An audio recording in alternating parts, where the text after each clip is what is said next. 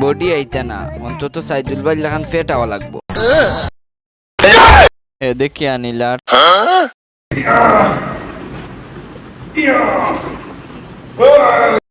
যে কোনো মূল্যে একটানি লাগবো।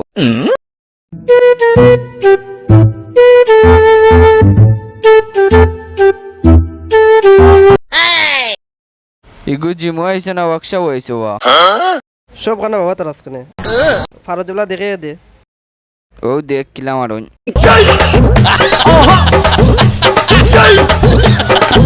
ও ভাই ওলা খমর ভাঙ্গা মার বাহ আয়না দেখে মুস্তা ঠিক করলেই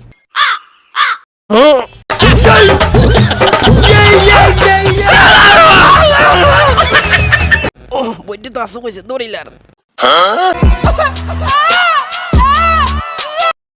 যে টেকনিক দিছি জীবনে বডি হইতো না।